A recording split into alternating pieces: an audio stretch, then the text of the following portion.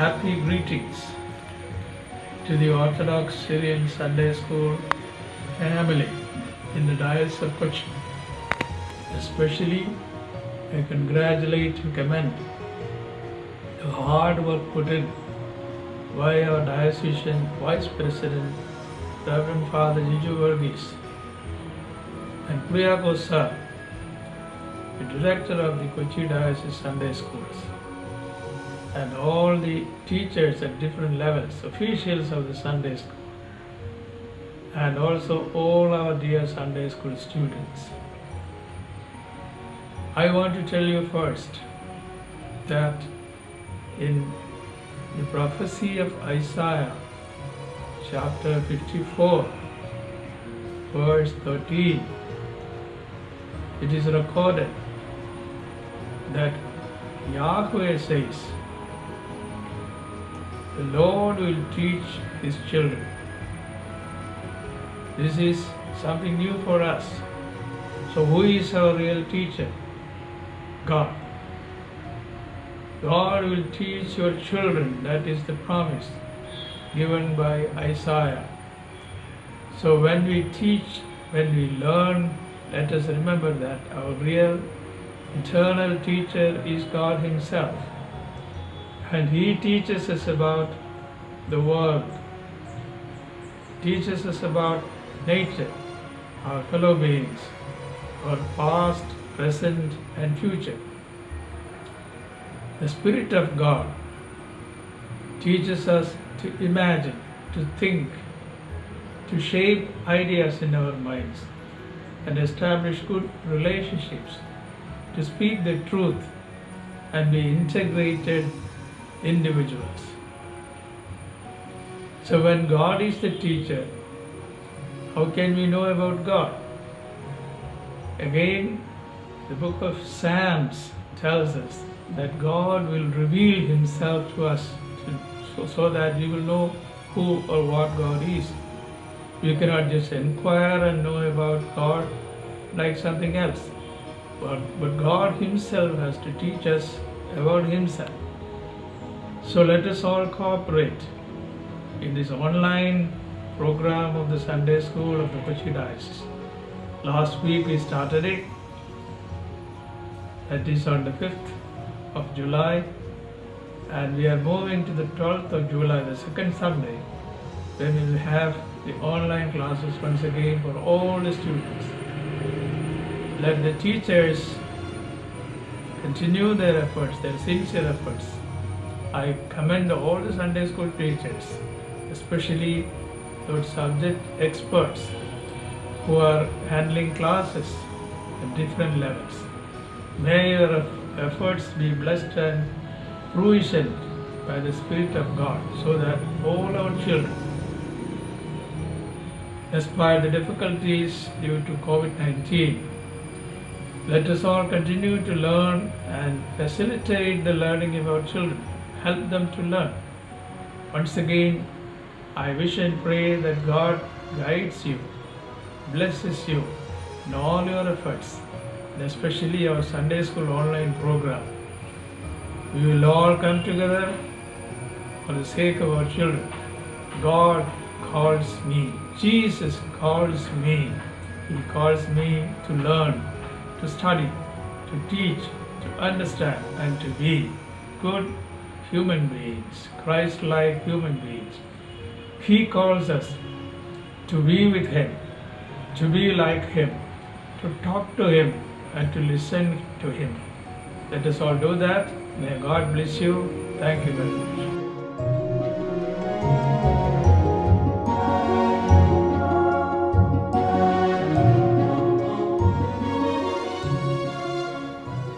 ത്രിയേക ദൈവത്തിന് മഹത്വമുണ്ടാകട്ടെ.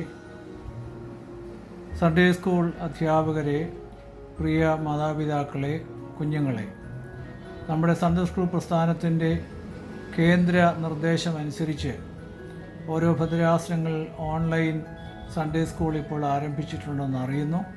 കൊച്ചി ഭദ്രാസനത്തിൻ്റെ ആ ശുശ്രൂഷ വളരെ ഭംഗിയായി നടക്കുന്നു എന്നുള്ളതിൽ ഞാനും ദൈവത്തെ സ്തുതിക്കുന്നു.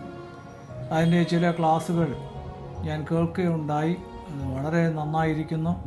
അത് ക്രമീകരിക്കുന്ന എല്ലാ അധ്യാപകരെയും അഭിനന്ദിക്കുകയും ചെയ്യുന്നു.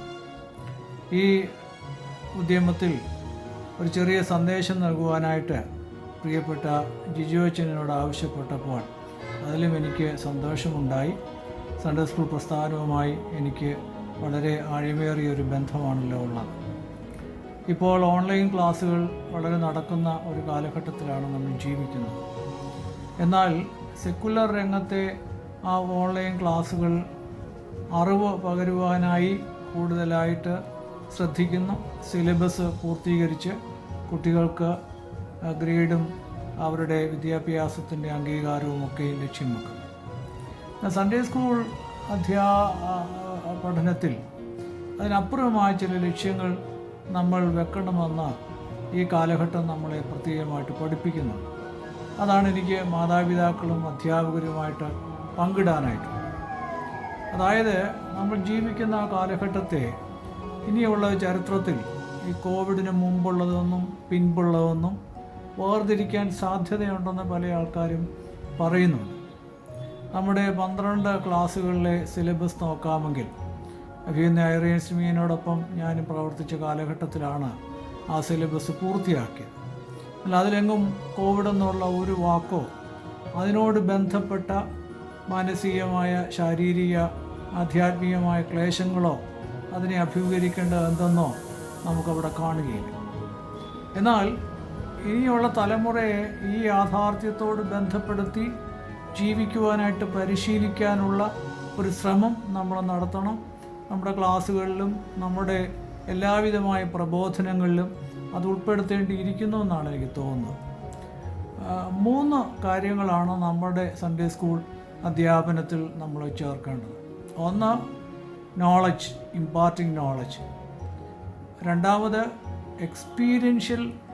എക്സ്പീരിയൻസിങ് ഗാഡ്, ദൈവത്തെ നമ്മൾ അനുഭവിച്ചറിയുന്നത്. മൂന്നാമത്, beginning of A new pattern of life, ഒരു പുതിയ ജീവിത ശൈലിയുടെ തുടക്കം. ഇതിനെ 3-നെക്കുറിച്ചും വിശദീകരിക്കാം, പക്ഷേ സമയത്തിൻ്റെ പരിമിതിക്കുള്ളിൽ ഓരോ വാക്ക് പറഞ്ഞ് ഞാൻ അവസാനിപ്പിക്കാം. ഒന്നാമത് എനിക്ക് പറയാനുള്ളത് അറിവ്. അത് നമ്മുടെ എല്ലാ വിദ്യാഭ്യാസത്തിൻ്റെയും തുടക്കം അറിവിലൂടെയാണ്. അത് അറിവ് നമ്മുടെ സൺഡേ സ്കൂൾ സിലബസിൽ പറഞ്ഞിരിക്കുന്ന വേദപുസ്തകപരമായ അറിവ്, ആരാധനാ സംബന്ധമായ അറിവ്, ചരിത്രപരമായ അറിവ്, ഇതെല്ലാം നമ്മൾ കുഞ്ഞുങ്ങൾക്ക് പകർന്നു കൊടുക്കണം. അത് വളരെ പ്രധാനപ്പെട്ടതാണ്. എന്നാൽ ഈ അറിവിനപ്പുറത്തുള്ള അനുഭവം, എക്സ്പീരിയൻഷ്യൽ ലെവൽ ഓഫ് ഗാഡ്, ദൈവത്തെക്കുറിച്ച് അനുഭവിക്കുന്ന ഒരു തലം. എല്ലാവർക്കും അതറിയാവുന്ന കാര്യമാണ്. നമ്മുടെ പഴയ പാരമ്പര്യങ്ങളിൽ പറഞ്ഞു കേട്ടിട്ടുള്ള ഒന്നാണല്ലോ. അതായത് പഞ്ചസാരയിൽ നിന്ന് നമ്മളൊരു പത്രത്തിൽ അല്ലെങ്കിൽ ഒരു കടലാസിൽ എഴുതി നമ്മളത് നക്കിക്കഴിഞ്ഞാൽ അതിന് നമുക്ക് ഒരു മധുരവും തോന്നുകയില്ല. പഞ്ചസാര നാവിലിട്ടെങ്കിൽ മാത്രമേ ഉള്ളൂ. ഈ അറിവും അനുഭവവും തമ്മിലുള്ള ബന്ധം നമ്മളെ പഠിപ്പിച്ചിരിക്കുന്ന ഈ ഒരു കാര്യത്തിൽ കൂടെയാണ്. എത്ര അറിവുണ്ടെങ്കിലും അനുഭവമില്ലെങ്കിൽ അത് ശരിയാവില്ല. അതുകൊണ്ട് ഈ കാലഘട്ടത്തിൽ നമുക്ക് ആഴമേറിയ ഒരു ദൈവാനുഭവം ഉണ്ടാകണം.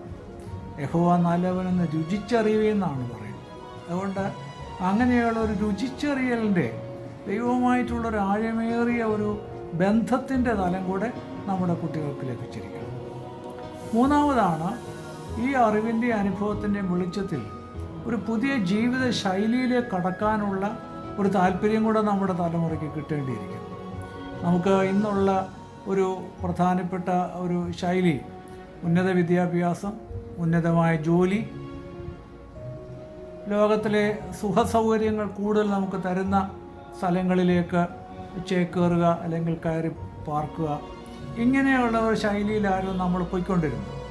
ഉന്നതമായ വിദ്യാഭ്യാസം, ഉന്നതമായ ജോലി, കൂടുതൽ ഭൗതികമായ സുഖസൗകര്യം. ഈ ശൈലി കൊണ്ട് ജീവിതത്തിന് വലിയ പ്രയോജനമില്ലെന്ന് നമുക്ക് ഈ കൊറോണ കാലം തെളിയിച്ചിരിക്കുക. ഇതിനകത്തൊന്നും അർത്ഥമില്ല. അതുകൊണ്ടൊരു പുതിയ ജീവിത ശൈലിയിലേക്ക് മനുഷ്യജാതി മുഴുവനും നീങ്ങണമെന്ന് ഈ കാലഘട്ടത്തിൽ നിർബന്ധിക്കുന്നു. അതെന്താണ്? ദൈവഹിതം അനുസരിച്ച് ജീവിക്കുക, ഈ പ്രകൃതിയെ, ദൈവം സൃഷ്ടിച്ച പ്രകൃതിയെ സ്നേഹിക്കുക, ഈ പ്രകൃതിയും ജീവജാലങ്ങളെയും സമസൃഷ്ടികളെയും, നമ്മുടെ സഹോദരങ്ങൾ വേദനിക്കുന്ന, ദുഃഖിക്കുന്ന, അവരെ സ്നേഹിച്ചുകൊണ്ട് ഉള്ള ഒരു പുതിയ ജീവിതശൈലി, കുറച്ചുകൂടെ ലാളിത്യമുള്ള ഒരു ജീവിതശൈലി. ആഡംബരവും പൊങ്ങച്ചവും അഹന്തയും ഒക്കെ മാറ്റിവെച്ചുള്ള ജീവിതത്തിൻ്റെ ലാളിത്യം പുലർത്തുന്ന ഒരു പുതിയ ജീവിത ശൈലിയിലേക്ക് വരുവാനായിട്ട് നമ്മളെ ഈ കാലഘട്ടം നിർബന്ധിക്കുന്നുണ്ട്. അതുകൊണ്ട് ഈ 3 ഘടകങ്ങളെ ഒരുമിപ്പിച്ചുകൊണ്ട് നമുക്ക് ഓൺലൈനിൽ കൂടെ കുഞ്ഞുങ്ങൾക്ക് നല്ല പ്രബോധനം നൽകുവാൻ ഇടയാകട്ടെ എന്ന് പ്രാർത്ഥിക്കുന്നു, ആശംസിക്കുന്നു.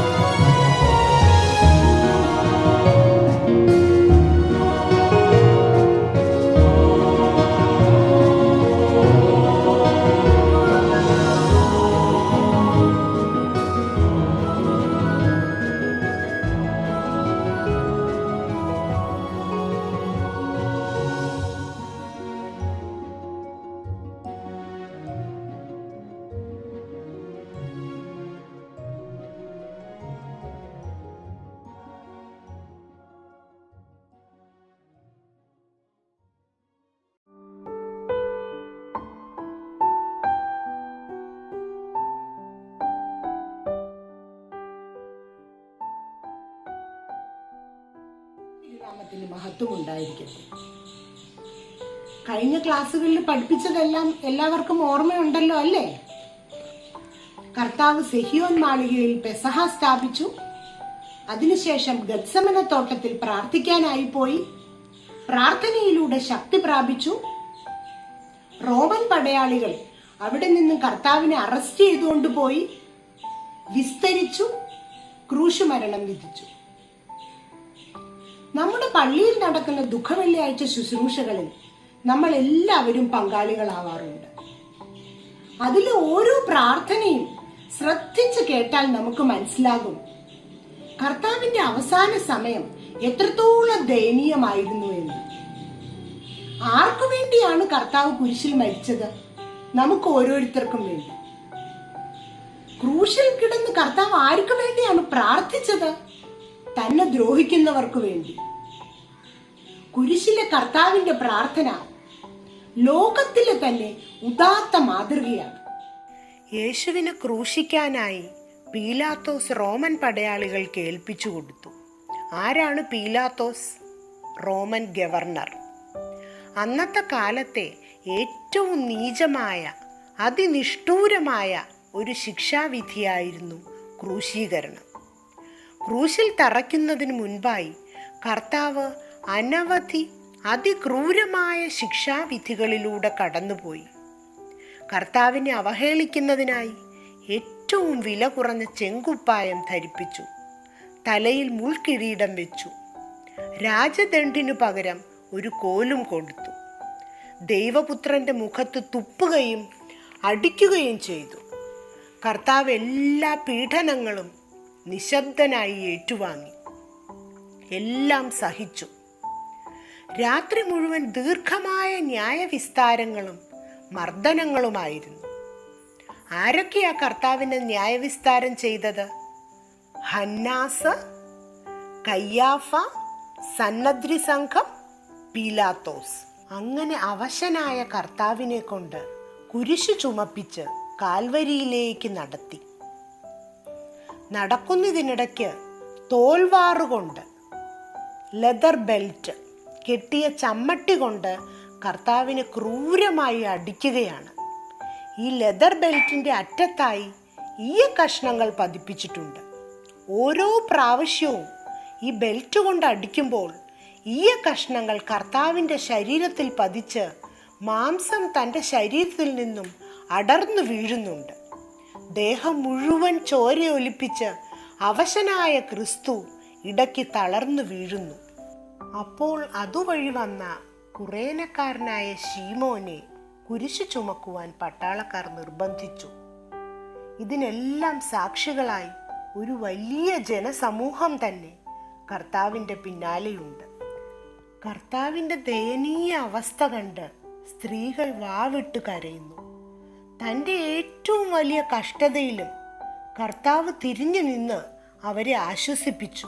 എവിടേക്കാണ് അവർ പോയത്? യെരുശലേമിന് പുറത്ത് തലയോടിടം എന്നർത്ഥമുള്ള ഗോൽഗോഥ എന്ന സ്ഥലത്ത് അവർ എത്തിച്ചേർന്നു. ലാറ്റിൻ ഭാഷയിൽ കാൽവറി എന്നാണ് ആ സ്ഥലം അറിയപ്പെടുന്നത്. അവിടെ 3-ാം മണി നേരത്ത്, അതായത് രാവിലെ 9 മണിക്ക് യേശുവിനെ ക്രൂശിച്ചു. ക്രൂശീകരണ സമയത്ത് കുറ്റവാളി എന്തു കുറ്റമാണ് ചെയ്തത് എന്ന് എല്ലാവരെയും അറിയിക്കുന്നതിനായി കുരിശിൻ്റെ മുകളിൽ പ്രതിയുടെ കുറ്റപത്രം എഴുതിയ ഒരു മേലെഴുത്ത് വയ്ക്കുന്ന പതിവുണ്ട്. അതനുസരിച്ച് നസറാനായ യേശു യഹൂദന്മാരുടെ രാജാവ് എന്ന് 3 ഭാഷകളിൽ, എബ്രായ, ലത്തീൻ, ഗ്രീക്ക്, ഈ 3 ഭാഷകളിലും രേഖപ്പെടുത്തി. യേശുവിൻ്റെ ഇടതും വലതുമായി 2 കള്ളന്മാരെയും ക്രൂശിച്ചു. യഹൂദന്മാരും ശാസ്ത്രിമാരും യേശുവിനെ നിന്ദിച്ചുകൊണ്ടേയിരുന്നു, കൂടെ ഇടതുവശത്തെ കള്ളനും. എന്നാൽ വലതുവശത്തെ കള്ളനാകട്ടെ അനുദപിച്ച് പറുദീസയ്ക്ക് അവകാശിയായി. ഇതിൽ നിന്നും നമുക്കൊരു കാര്യം മനസ്സിലാക്കാം. കർത്താവ് ഏറ്റവും വേദന അനുഭവിച്ച് പിടയുന്ന സമയമാണ് അവിടുത്തെ ക്രൂശുമരണത്തിൻ്റെ സമയം. അങ്ങേയറ്റത്തെ വേദനയുടെ സമയത്തും പ്രാണൻ തന്നിൽ നിന്നും വിട്ടുപോകാൻ പോകുന്ന സമയത്തു പോലും ഒരു പാപിയുടെ പ്രാർത്ഥന കേൾക്കാൻ കർത്താവ് തയ്യാറായി. 6-ാം മണി വരെ, അതായത് ഉച്ചയ്ക്ക് 12 മണി വരെ കർത്താവ് കുരിശിൽ അതികഠിനമായ വേദന സഹിച്ചു. 3 മണിക്കൂറോളം അവിടുന്ന് ക്രൂശിൽ കിടന്നു. യേശുവിൻ്റെ മരണസമയത്ത് ഭൂമിയിൽ ഒത്തിരി സംഭവങ്ങൾ ഉണ്ടായി. ഭൂമി കുലുങ്ങി, പാറകൾ പിളർന്നു, ശവകുടീരങ്ങൾ തുറക്കപ്പെട്ടു. ദൈവേഷ്ടപ്രകാരം കർത്താവ് കുരിശുമരണം സ്വീകരിച്ചു. കർത്താവിൻ്റെ കുരിശുമരണത്തിൽ പ്രപഞ്ചത്തിന് മുഴുവൻ രക്ഷയുണ്ടായി. നാശത്തിൻ്റെ പ്രതീകമായിരുന്ന കുരിശ് രക്ഷയുടെ അടയാളമായി.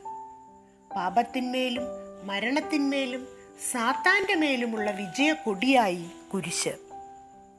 അനുഗ്രഹത്തിൻ്റെ ഉറവിടമായ കുരിശിന് നമ്മുടെ ആരാധനയിൽ സുപ്രധാന സ്ഥാനമുണ്ട്. യേശു മരിച്ചു എന്ന് പീലാത്തോസ് ഉറപ്പുവരുത്തി. അടുത്ത ദിവസം ശനിയാഴ്ച ശാബത്തായതിനാൽ വൈകിട്ട് തന്നെ ഖബറടക്കേണ്ടിയിരുന്നു. യേശുവിൻ്റെ രഹസ്യ ശിഷ്യൻ അരിമത്തക്കാരൻ യൗസേഫ്, അദ്ദേഹം സന്നദ്ധി സംഘത്തിലെ അംഗമായിരുന്നു. പീലാത്തോസിൻ്റെ അടുത്ത് ചെന്ന് യേശുവിൻ്റെ സംസ്കാരത്തിനുള്ള അനുവാദം വാങ്ങി. മറ്റൊരു രഹസ്യ ശിഷ്യനായ നിക്കോദീമോസും കൂടെ ഉണ്ടായിരുന്നു. അതുവരെ ആരെയും അടക്കാത്ത കല്ലറയിൽ യഹൂദ മതാചാരപ്രകാരം കർത്താവിൻ്റെ സംസ്കാരം നടന്നു. മഗ്ദലനക്കാരി മറിയമും യോസയുടെ അമ്മ മറിയമും എല്ലാത്തിനും സാക്ഷികളായി കൂടെ ഉണ്ടായിരുന്നു. ശവക്കല്ലറ മുദ്ര വയ്ക്കാനായി ഒരു വലിയ കല്ല് കല്ലറവാതുക്കൽ ഉരുട്ടിവെച്ചു. കർത്താവിൻ്റെ ക്രൂശ് മരണത്തെയും ഖബറടക്കത്തെയും പറ്റി കുറച്ച് കാര്യങ്ങൾ നമ്മൾ ഇന്ന് പഠിച്ചു. നിങ്ങളുടെ ലെസൻ്റെ ബാക്കിൽ തന്നിരിക്കുന്ന ക്വസ്റ്റ്യൻസ് ആണ് ഇവിടെ തന്നിരിക്കുന്നത്. ഈ ക്വസ്റ്റ്യൻസ് മുഴുവനും ടെക്സ്റ്റ് ഒന്ന് വായിക്കുക, എന്നിട്ട് ഇത് മുഴുവൻ ആൻസർ ചെയ്യുക. എന്നിട്ട് വാട്സപ്പ് വഴി നിങ്ങളുടെ ടീച്ചറിന് ഇത് അയച്ചു കൊടുക്കുക. ദൈവം നമ്മെ സ്നേഹിക്കുന്നു എന്നതിൻ്റെ ഏറ്റവും വലിയ ഉദാഹരണമാണ് കർത്താവിൻ്റെ ക്രൂശ് മരണം. നമുക്ക് ഓരോരുത്തർക്കും വേണ്ടിയാണ് കർത്താവ് കുരിശിൽ ബലിയായി തീർന്നത്. ഇപ്പൊ നിങ്ങൾ കൊച്ചുകുട്ടികളാ. ഈ സമയത്തായിക്കോട്ടെ, ഇനിയുള്ള നിങ്ങളുടെ ജീവിതത്തിലായിക്കൊള്ളട്ടെ, നമുക്ക് ധാരാളം കഷ്ടപ്പാടുകളും സങ്കടങ്ങളും ഒക്കെ ഉണ്ടാകാം. പക്ഷെ ഒരിക്കലും നമ്മൾ തളരരുത്. സ്വന്തം പുത്രനെ നമുക്കായിട്ട് തരാനും മാത്രം നമ്മെ സ്നേഹിക്കുന്ന ഒരു ദൈവം നമുക്കുണ്ട്. ആ ദൈവസ്നേഹം നമ്മൾ തിരിച്ചറിയണം. ദൈവം നിങ്ങളെ അനുഗ്രഹിക്കട്ടെ.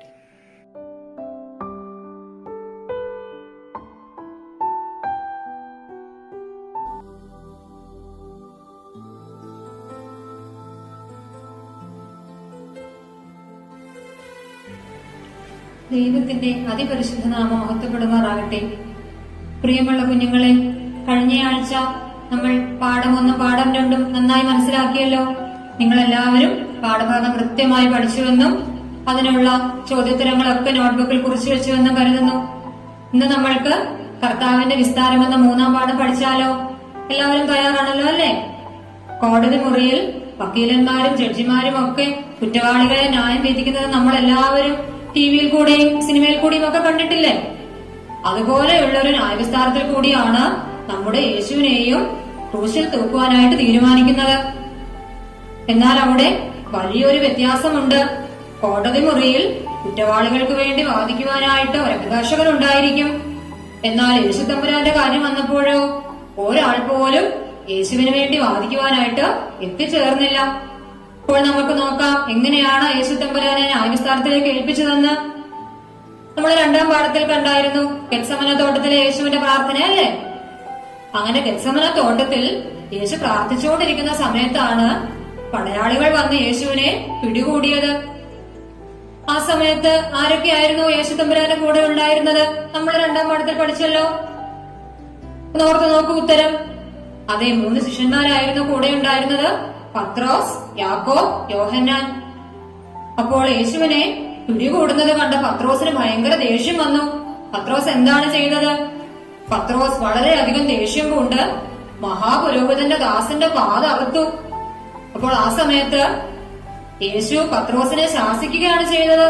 പത്രോസിനോട് പറഞ്ഞു, വാളെടുക്കുന്നവൻ വാളാൽ നശിക്കും.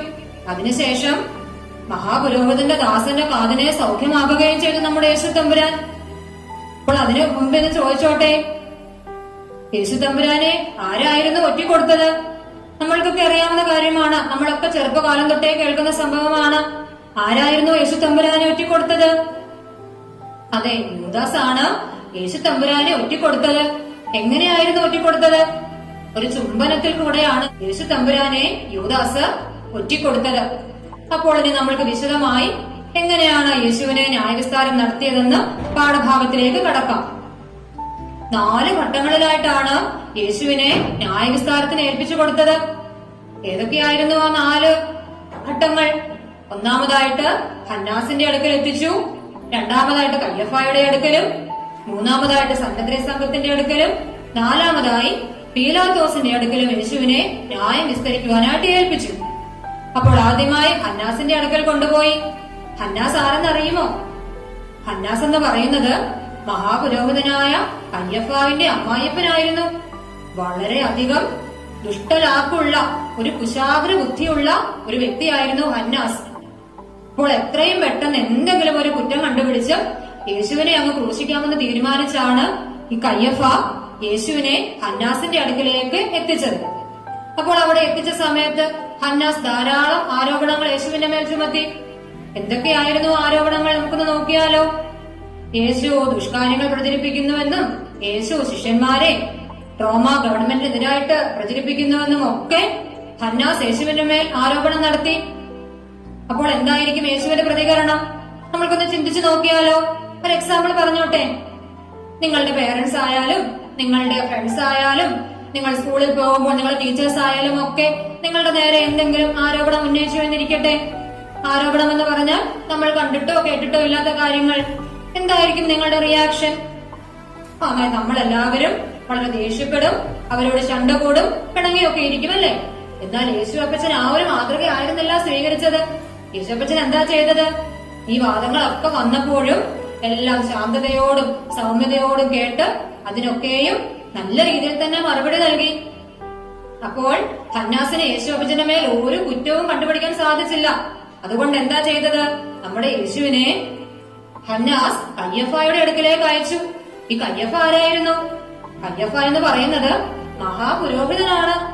അപ്പോൾ ആ മഹാപുരോഹിതന്റെ അടുക്കൽ എത്തിച്ചപ്പോഴും ധാരാളം ശാസ്ത്രിമാരും ജനപ്രതിനിധികളും പണ്ഡിതന്മാരും ഒക്കെ യേശുവിനെ ന്യായം വിധിക്കാനായിട്ട് എത്തിച്ചേർന്നു.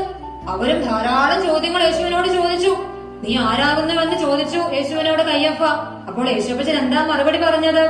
യേശുപ്പച്ചൻ പറഞ്ഞു, ഞാൻ ദൈവപുത്രനായ മശിഹയാണ്. അപ്പോഴാ ഉത്തരം കേട്ടപ്പോൾ കയ്യഫാവിന്റെ പടയാളികൾക്ക് ഭയങ്കരമായിട്ട് ദേഷ്യം വന്നു. അവർ യേശുവിനെ അടിക്കുകയും ദുഷിക്കുകയും പരിഹസിക്കുകയും ഒക്കെ ചെയ്തു. ഈ കയ്യഫായുടെ അടുക്കലെത്തിച്ചപ്പോഴാണ് യേശുവിനെ അദ്ദേഹത്തിന്റെ പ്രിയ ശിഷ്യനായിരുന്ന പത്രോസ് തള്ളിപ്പറഞ്ഞത്. നമ്മളൊക്കെ നേരത്തെ കേട്ടിട്ടുള്ളതാണല്ലോ, അല്ലെ? അപ്പോൾ യേശുവിന്റെ പ്രിയ ശിഷ്യനായിരുന്ന പത്രോസ് 3 പ്രാവശ്യം യേശുവിനെ തള്ളിപ്പറഞ്ഞത് ഈ കയ്യഫായുടെ ആസ്ഥാന മന്ദിരത്തിൽ വെച്ചാണ്. അതിനുശേഷം വളരെയധികം ദേഷ്യം പൂണ്ട കയ്യഫ യേശുവിനെ മൂന്നാമതായിട്ട് സന്നദ്രീൻ സംഘത്തിന്റെ അടുക്കലേക്ക് എത്തിച്ചു. സന്നദ്രീൻ സംഘം നിങ്ങൾ നേരത്തെ കേട്ടിട്ടുണ്ടോ? ആ വാക്ക് സംഘം എന്ന് പറഞ്ഞാൽ എന്താണ്? ഒരു ഗ്രൂപ്പ് ഓഫ് പീപ്പിൾ അല്ലേ? അതെ. മഹാപുരോഹിതനെ കൂടാതെ 72 അംഗങ്ങളുള്ള യഹൂദന്മാരുടെ ഒരു പരമാധികാര കോടതിയായിരുന്നു ഈ സന്നദ്രീൻ സംഘം. ഇപ്പൊ എത്ര മെമ്പേഴ്സാണ് ഉള്ളത് സന്നദ്രീൻ സംഘത്തില്? 72 മെമ്പേഴ്സ് ഉള്ള ഒരു പരമോന്നത കോടതിയാണ് ഈ സന്നദ്രീൻ സംഘം. ഇപ്പൊ നേരത്തെ പറഞ്ഞതുപോലെ തന്നെ ഈ സന്നദ്രീൻ സംഘത്തിന്റെ അടുക്കൽ എത്തിച്ചപ്പോഴും യേശുവിനോട് ധാരാളം ചോദ്യങ്ങളും ആരോപണങ്ങളും ഒക്കെ ചോദിച്ചു. എന്നാൽ അവിടെയും യേശു നല്ല ശാന്തതയോടുകൂടി തന്റെ വാദം പറഞ്ഞു കേൾപ്പിച്ചു. അപ്പോൾ സന്നദ്രീൻ സംഘം തീരുമാനിച്ചു, ഇനിയും യേശുവിനെ വെറുതെ വിട്ടാൻ സാധിക്കുകയില്ല, യേശുവിനെ എങ്ങനെയെങ്കിലും വധിക്കണം. അപ്പോൾ ആ വധിക്കുവാനുള്ള തീരുമാനം എടുക്കേണ്ട അധികാരം ആർക്കാണ്? റോമയിലെ ഗവർണർക്കാണ്. അപ്പൊ അതുകൊണ്ട് യേശുവിനെ റോമയിലെ ഗവർണറുടെ അടുക്കലേക്ക് അയച്ചു. റോമയിലെ ഗവർണർ ആരെന്നറിയുമോ? ആർക്കെങ്കിലും മറുപടി പറയാമോ? അതെ, പീലാത്തോസ് ആണ് റോമയിലെ ഗവർണർ. ആ റോമ ഗവർണറുടെ ആസ്ഥാനം എന്ന് പറയുന്നത് കൈസരിയാണ്. അപ്പോ യേശുവിനെ റോമ ഗവർണറുടെ അടുക്കൽ എത്തിച്ചപ്പോൾ അവിടെ യഹൂദന്മാരുടെ വലിയ പെരുന്നാൾ നടക്കുകയാണ്. അപ്പോൾ ആ സമയത്തും നേരത്തെ പറഞ്ഞതുപോലെ തന്നെ പലതരത്തിലുള്ള ആരോപണങ്ങളും ചോദ്യങ്ങളും ഒക്കെ യേശുവിന് മേൽ ഉന്നയിച്ചു. അപ്പോൾ അങ്ങനെ വിചാരണ നടന്ന സമയത്ത് യേശുവിന്റെ മേൽ ഒരു കുറ്റവും കണ്ടുപിടിക്കാൻ നമ്മുടെ പീലാത്തോസിന് സാധിച്ചില്ല. യേശു നീതിമാനാണെന്ന് പീലാത്തോസിന് കൃത്യമായി മനസ്സിലായി. അതുകൊണ്ട് ഒരു തീരുമാനമെടുക്കുവാനായിട്ട് അന്നത്തെ രാജാവായിരുന്ന ഹെരോദാവിന്റെ അടുക്കലേക്ക് യേശുവിനെ പീലാത്തോസ് അയച്ചു. ഹെരോദ രാജാവും ധാരാളം ചോദ്യങ്ങളും ആരോപണങ്ങളും ഒക്കെ ഉന്നയിച്ചു. എന്നാൽ പീലാത്തോസിനെ പോലെ തന്നെ ഹെരോദാവിനും യാതൊരു കുറ്റവും യേശുവിന്മേൽ കണ്ടെത്താനായിട്ട് സാധിച്ചില്ല. ഒരു കുറ്റവും കണ്ടെത്താൻ സാധിച്ചില്ലെങ്കിൽ എന്താണ് ശരിക്കുള്ള നടപടി? ആളിനെ വെറുതെ വിടണമല്ലേ? എന്നാൽ യേശുവിനെ വെറുതെ വിട്ടാൽ യഹൂദന്മാർക്ക് തങ്ങളോട് അസൂയയോ പകയോ വെറുപ്പോ ഒക്കെ ഉണ്ടാകുമെന്ന് ആർക്ക് തോന്നി? പീലാത്തോസിന് തോന്നി. അതുകൊണ്ട് യേശുവിനെ ക്രൂശിക്കുവാനുള്ള തീരുമാനം എടുക്കുവാനുള്ള അധികാരം പീലാത്തോസ് ആർക്ക് വിട്ടുകൊടുത്തു? യഹൂദന്മാർക്ക് വിട്ടുകൊടുത്തു. എങ്ങനെയാണെന്ന് പറഞ്ഞോട്ടെ ആ സംഭവം. അപ്പോൾ യഹൂദന്മാരുടെ വലിയ പെരുന്നാളിൽ ഏതെങ്കിലും ഒരു കൊടും കുറ്റവാളിയെ തടവിൽ നിന്നും വിട്ടയക്കുന്ന പതിവ് അവരുടെ ഇടയിൽ ഉണ്ടായിരുന്നു. അപ്പോൾ പീലാത്തോസ് യഹൂദന്മാരോട് ചോദിച്ചു, കൊടും കുറ്റവാളിയായ ബറബ്ബാസിനെ വിട്ടയക്കണമോ യേശുവിനെ വിട്ടയക്കണമോ എന്ന്. അപ്പോൾ യഹൂദന്മാർ ഉച്ചസ്വരത്തിൽ പറഞ്ഞു, ഞങ്ങൾക്ക് ബറബ്ബാസിനെ വിട്ടയച്ചാൽ മതി, യേശുവിനെ ക്രൂശിക്കുക, യേശുവിനെ ക്രൂശിക്കുക, യേശുവിനെ ക്രൂശിക്കുക എന്ന് ആർത്തട്ടഹസിച്ച് മറുപടി നൽകി. അങ്ങനെ യഹൂദന്മാരുടെ പ്രേരണ നിമിത്തം പീലാത്തോസ് യേശുവിനെ ക്രൂശിക്കുവാനായിട്ട് തീരുമാനിച്ചു. അപ്പോൾ യഹൂദന്മാരുടെ വലിയ പെരുന്നാളിൽ പെസഹ കുഞ്ഞാടിനെ അറുക്കുന്ന സമയത്ത് ദൈവത്തിന്റെ പുത്രൻ ഒരു യാഗമായിട്ട് തീർന്നു. ഈ പാഠത്തിൽ നിന്നും ലഭിക്കുന്ന ഗുണപാഠം, നമ്മളുടെ ജീവിതത്തിൽ നമ്മൾക്ക് ധാരാളം ആരോപണങ്ങൾ കേൾക്കേണ്ടതായി വരും. നിങ്ങളിപ്പോൾ സ്കൂളിൽ പഠിക്കുന്ന സമയത്തും ഇനി നിങ്ങൾ എല്ലാവരും വളർന്നു വലുതായി ജോലിക്കൊക്കെ പോവില്ലേ? ആ സമയത്തുമൊക്കെ നമ്മളുടെ മേൽ ധാരാളം ആരോപണങ്ങളായിട്ടും പരിഹാസങ്ങളായിട്ടും ദുഷികളായിട്ടും ഒക്കെ ആളുകൾ വരും. നമ്മൾ കണ്ടിട്ടോ കേട്ടിട്ടോ ഇല്ലാത്ത പല കാര്യങ്ങളെ പറ്റി പലരും നമ്മളോട് പറയും. ആ സമയത്ത് നമ്മൾ എന്താണ് ചെയ്യേണ്ടത്?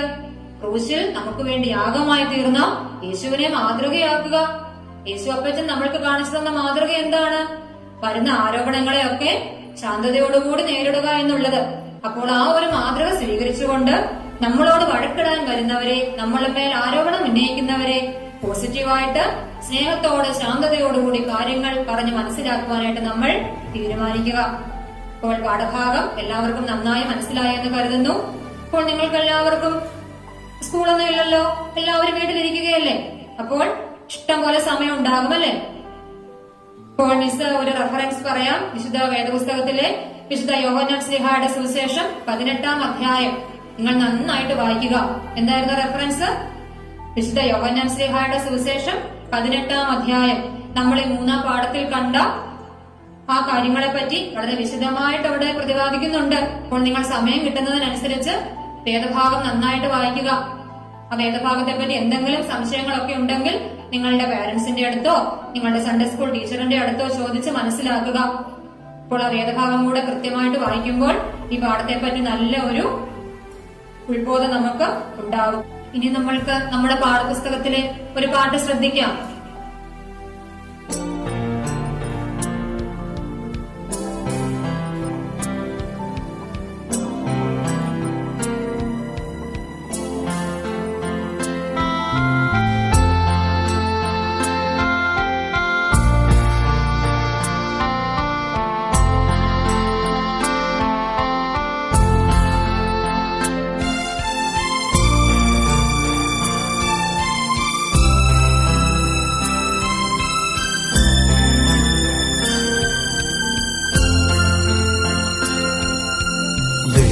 എല്ലാവർക്കും പാട്ട് ഇഷ്ടമായി എന്ന് കരുതുന്നു. എല്ലാവരും പാട്ട് ശ്രദ്ധിച്ചല്ലോ.